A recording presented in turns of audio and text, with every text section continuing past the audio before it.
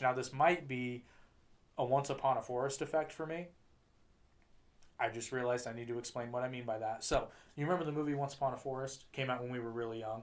Sounds familiar. Okay, so it was an animated movie. They were trying to compete. It was when Fox Animation was trying to compete with Disney. When I was younger, I remember that movie being really, really good. So I recommended it to my girlfriend at the time. We were looking for something to watch. I'm like, hey, like we were going through this kick of like old childhood movies, and I'm like, oh, you gotta watch Once Upon a Forest. It's great. I'm watching this movie. I'm like, this movie fucking terrible. I remember it, so I dubbed it the Once Upon a Forest effect. When you remember something that was great when you were a kid, and then you watch it as an adult, and you're like, this fucking sucks. I've got many. I've got an example of that. The original Neverending Story was great. The original was great. The second one was god awful. Oh, the second one was god awful anyway. But no, man, you and I disagreed on this because I remember. Oh, the first one is it's a classic. It was such a Once Upon a Story effect for me. Because I'm like, this movie doesn't know what it's trying to do. The original did. No, it did not. It was. Well, it was also translated. I know, but it's still like. It has no idea what it's trying to do, and then gave every child who watched it psychological trauma. Why? When the horse died. Oh yeah. You stupid horse! Artex! Yeah, but the thing is though, like, you know, that taught us at a very young age that there are certain things that can happen. You know, it's like that's the problem we've gotten away from today.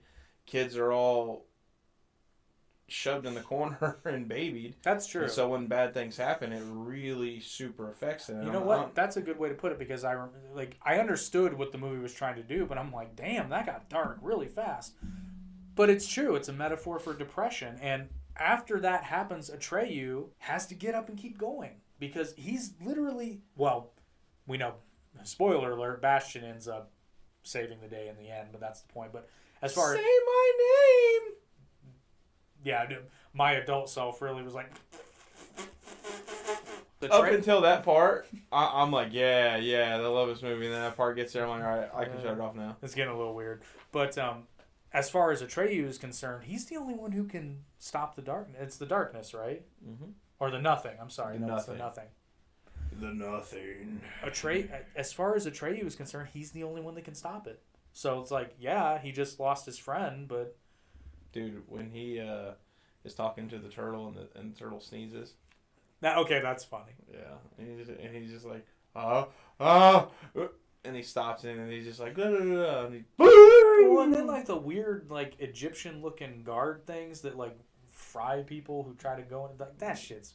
The movie's all over the place. It was just like, you have to make it through the gate, and it's like there's no gate. All he did was run through though. That's why didn't anybody else do it? No, it was because he dodged him. Dip, duck, dodge, dive. If you can dodge a wrench, you can dodge a laser shooting Anubis statue. But remember the bigger ones? Yes. But they didn't shoot anything out. I don't remember I think they were just there. You know what? If I'd been a trader, I would have been like, fuck, I stopped hunting the purple buffalo for this shit. Yeah. But he did. Yep, he sure did. Actually, he didn't die. No, Atreyu didn't die. No.